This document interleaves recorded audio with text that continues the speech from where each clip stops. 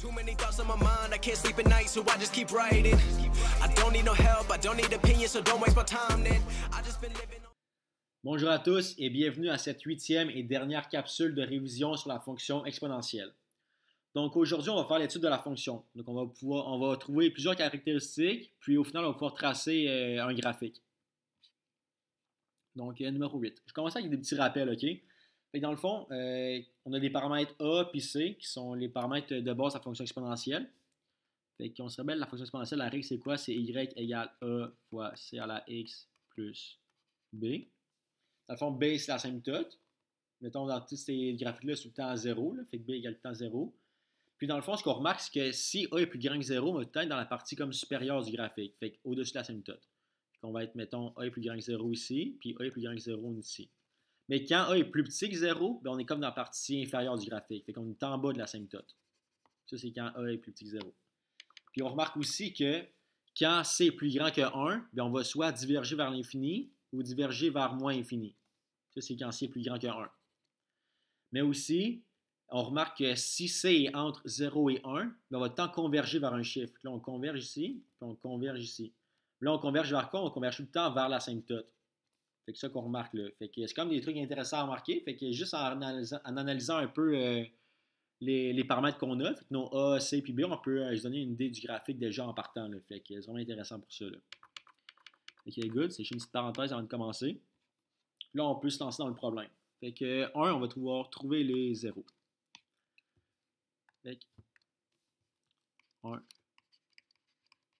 Le ou le 0, là, dépendamment. Si c'est une parabole, mettons, il y aurait plusieurs zéros, mais là, une fonction exponentielle, il va avoir un 0. Fait qu'on se souvient, à 0, c'est quoi? C'est on cherche la valeur de x quand y égale 0. Fait que x vaut quoi quand y égale 0? Là, on a la fonction. On pourrait commencer par la transformer, ce serait plus facile de travailler avec après, là, parce que là, il est un peu tu croches la fonction, là, fait qu'on va vouloir la transformer un peu. Là, fait que je vais juste la copier-coller ici. Good. On va la transformer comme bon nous semble. Fait que là, on pourrait premièrement remarquer qu'on pourrait distribuer notre 1 sur 2 à notre x puis à notre moins 6. Fait que là, on aurait moins 4 fois 0.25 à la 0.5x moins 3 plus 10. Et ça devient quoi? Ça va devenir... Enfin, on peut séparer notre 0.25 à la 0.5x, puis après ça, faire fois 0.25 à la moins 3. Là. Fait qu'on a, on a moins 4 fois 0.25 à la 0.5x fois 0.25 à la moins 3 plus 10. Puis pourquoi je peux faire ça, on se souvient? Ben, c'est parce que la propriété que a à la m fois n, ben, c'est comme... c'est pas ça pendant tout, excuse. C'est a à la m plus n égale a à la m fois a à la n. C'est une des propriétés. C'est pour ça que j'ai pu comme séparer mon 0.5x moins 3 comme étant 0.25 à la 0.5x fois 0.25 à la moins 3. C'est une première étape. Ensuite de ça, deuxième étape ici, je peux distribuer, je peux faire, mettons, 0.25 à la 0.5 à la x. Puis je vais pouvoir transformer ça ici en un autre chiffre, puis garder juste ça, puis mettre ce chiffre-là à la x. Ça va devenir comme mon nouveau c. Là. Fait que, puis pourquoi je peux faire ça? C'est parce que la propriété a à la m à la n, c'est comme a à la m fois n. Là, moi, je fais comme un peu le contraire. J'ai comme 0.5 fois x, puis je veux mettre ça, mon 0.5 ici, puis après ça, faire tout ça à la x. Fait que ça va pouvoir me permettre d'avoir un autre chiffre que 0.25 à la 0.5. Ça va quand même être cool pour ça. Là. Fait que égal moins 4 fois ça fois 0.25 à la moins 3 puis tout ça plus 10. Puis là, qu'est-ce que je vais avoir? Il va me rester moins 4, 0.5 à la x. Puis là, il me reste encore fois 0.25 à la moins 3 plus 10. Là, je vais multiplier mon moins 4 avec mon 0.25 à la moins 3. Là. Fait que là, il va me rester quoi? Il va me rester moins 256 fois 0.5 à la x plus 10. Fait Fait que ça, c'est ma nouvelle règle. Là. Fait que j'ai transformé ma règle là, de moins 4 fois 0.25 à 1 sur 2 fois x moins 6 plus 10 comme étant moins 256 fois 0.5 à la x plus 10. C'est pas mal plus beau, puis on comprend mieux ce qu'on nos paramètres. Là. Fait qu'on voit, mettons, que notre A, c'est moins 256, puis notre C, c'est 0.5, puis notre B, ben, c'est 10. Fait que notre asymptote, c'est 10. Super. Parce que, tu sais, mettons, tantôt, là, on était chanceux parce que, mettons, notre A, il reste dans le négatif, puis notre C aussi, il reste comme entre 0 et 1. Mais ça aurait pu qu'avec toutes les transformations qu'on a faites, là, que notre C, mettons, initialement, il était dans. Mettons, il était à 4, puis finalement, on le transforme, puis notre vrai C, en réalité, il est comme entre 0 et 1. Là, fait que c'est pas du tout le même graphique que ça nous donnait.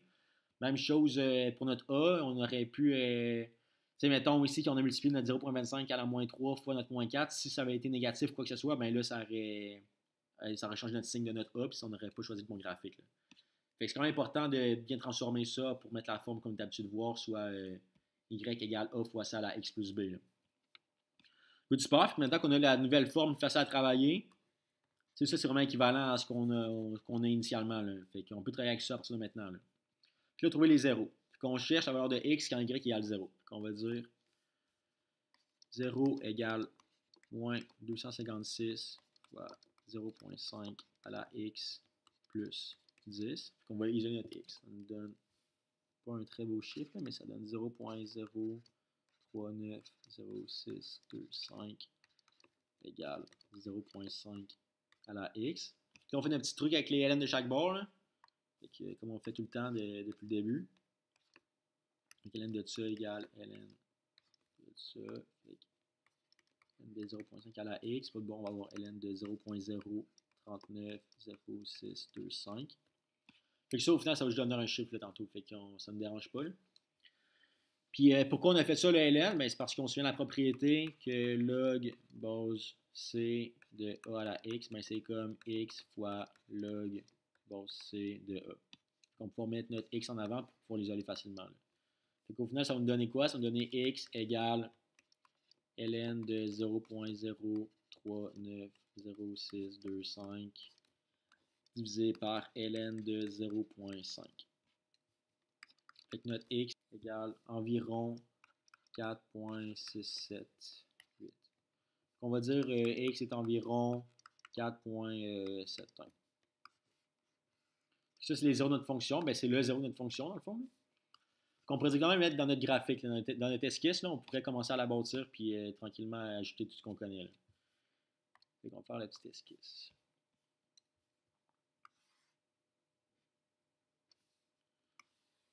Fait qu'avant même de commencer, en sachant notre formule, ben notre règle, c'est ça. On s'attend à ce que ça soit, dans le fond, notre A est négatif, notre C est entre 0 et 1, puis qu'on s'attend à être dans ce graphique-là. Là. On va vérifier tout ça, mais on s'attend à être dans ce graphique-là, ce numéro-là. Puis là, on sait que notre 0, c'est 4.7. Fait que quand y égale 0, notre x, c'est 4.7. On va être, mettons, environ, on va dire ici. Je vais juste marquer x. Y. 4.7. Puis sinon, ce qu'on sait d'autre, c'est que ben, notre asymptote est à 10. On peut faire cette asymptote ici. Et à y égale 10, on a l'asymptote. 10. Good, super. Maintenant, on a trouvé le 0 puis on a commencé à faire l'esquisse. Là, l'asymptote, mais ça c'est réglé. L'asymptote, on va dire que 2 asymptote. C'est notre paramètre B, fait que l'asymptote c'est y égale 10.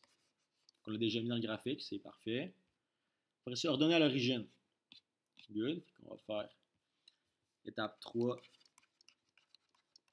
Ordonner à l'origine. Ordonner à l'origine, c'est quoi? Ben, on cherche la valeur de y quand x égale 0. Fait que ça, c'est pas mal moins long à trouver que les zéros, là, parce que le x, dans le fond, on met juste 0. C'est pas mal facile. Là. Fait que, en tout cas, y égale moins 256 fois 0.5 à la 0, parce que notre x est 0, là, plus 10. Puis ça devient 1, ça ici. Là. Il nous reste juste moins 256 plus 10. Moins 256 plus 10. Donc, y égale moins 246. Fait que notre ordonnée à l'origine, c'est y égale moins 246. On peut mettre ça dans notre graphique. Je vais allonger un peu là, pour que ce soit un peu plus proportionnel, même si c'est pas à l'échelle, puis c'est un esquisse, fait que c'est pas grave si c'est pas super beau. Là. Puis, je vais pouvoir mettre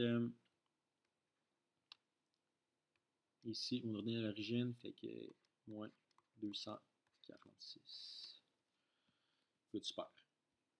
Fait que maintenant, l'ordonnée à l'origine c'est fait. Le domaine c'est quoi? Fait que là, on pourrait quasiment le tracer parce que si on voit la asymptote est là, on a un point là, puis on n'a pas le choix de finir de même. Parce que, on ne pourrait pas finir de même parce qu'on ne passerait pas par nos 2 points là. Fait que déjà là, on pourrait tracer notre graphique, ça ressemble à quoi? C'est une esquisse pas trop grave, mais on peut faire ça un peu, ça a du sens. Fait que ça, l'important, c'est vraiment juste que, on croit de moins en moins vite, puis, on converge vers l'asymptote, mais on ne touche jamais, là. Fait que c'est pas mal ça qui est important dans le graphique. Puis sinon, ce qui est important vraiment à identifier, c'est les points importants. Là. Fait que leur donner l'origine, c'est quoi? On pourrait dire, mettons, ici le point 0, moins 246. Puis, mettons, les 0, ben ça, c'est le point 4.7,0. C'est comme les points importants. Là, fait que c'est ton prof, il sait qu'il va regarder. Là, il va checker, pour te donner des points de ton graphique, il va checker ton ordonnée à l'origine, ton 0, ton asymptote, fait-tu du sens? Ton graphique en général fait-tu du sens? Là? Puis ta shape dans le fond. Fait que quelle forme tu as choisi? Puis c'est la bonne selon tes paramètres. Là. Fait que c'est selon ton A et ton C. Fait que oui, fait qu'à date, on aurait 5 sur 5 points pour le graphique. Là. Super, qu'on va continuer les autres questions. Fait que là, domaine, codomaine. Fait que 4. Le domaine. Le domaine, c'est quoi? C'est les valeurs que x peut prendre. Fait que x peut aller de moins l'infini jusqu'à l'infini. Fait qu'on peut dire x appartient au réel. Ou tu peux aussi dire, mettons, x appartient de moins l'infini jusqu'à l'infini. Ou sinon, l'autre façon d'écrire des crochets ouverts, là, ben, tu peux, dans le fond, c'est des parenthèses qu'on peut utiliser. Là. Fait que x appartient de moins l'infini, virgule l'infini. Fait qu'il y a une parenthèse ou un crochet ouvert, c'est la même affaire. Là. Puis un crochet fermé, ben, ça reste un crochet fermé. Là. Il n'y a pas d'autre affaire. C'est pas grave. Fait que là, 5, codomaine. Codomaine, c'est quoi? C'est les valeurs que y peut prendre. Fait que c'est quoi les valeurs de y possibles? Ben, c'est de moins l'infini jusqu'à 10. On ne peut pas aller plus haut que 10 parce qu'on a une asymptote ici. Là. Puis 10, il n'est pas inclus parce que c'est une asymptote, justement. Fait que codomaine, y appartient de moins l'infini jusqu'à 10 exclu. Crochet ouvert. Ça, c'est notre codomaine. Ça, c'est notre domaine. Parfait. Ensuite de ça, qu'est-ce qu'il nous reste à répondre? Domaine, c'est fait. Codomaine, c'est fait. Les extrémums. Les extrémums, ben, ça serait que le maximum, ben, c'est 10. Ben, en fait, on ne se ramène pas à 10, là, mais le maximum, c'est comme 9.99999. Donc, on pourrait dire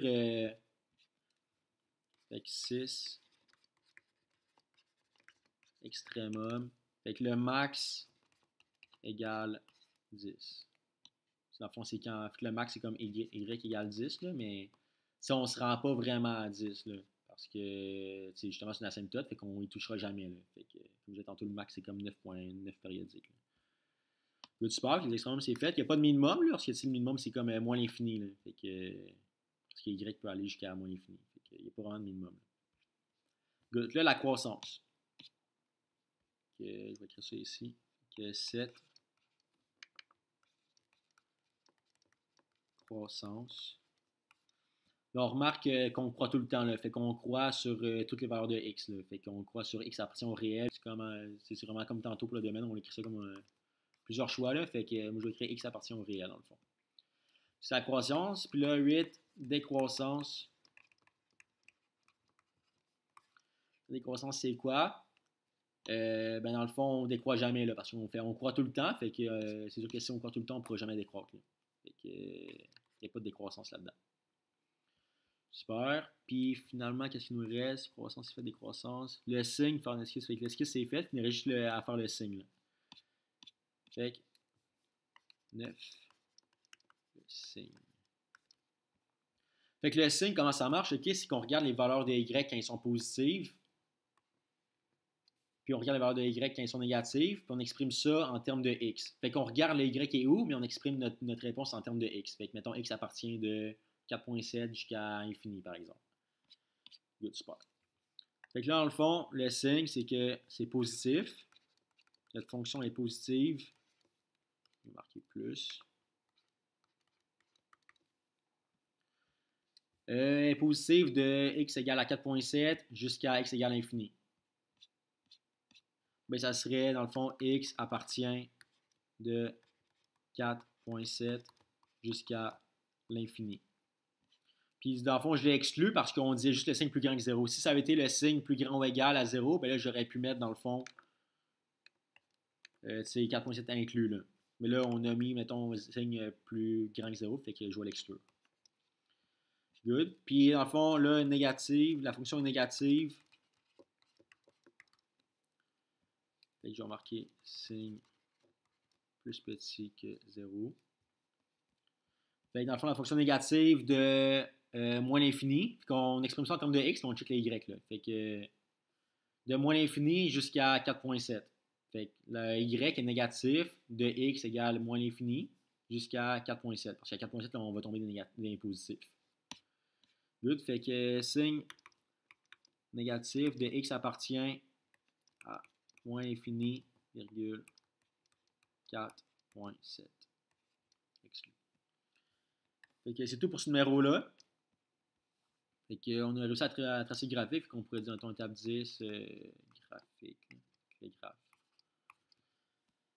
Fait que n'hésitez pas à poser vos questions si vous en avez. Puis je vais mettre la solution propre là, en format PDF dans la description de la vidéo. Good. Fait que bonne journée, merci beaucoup.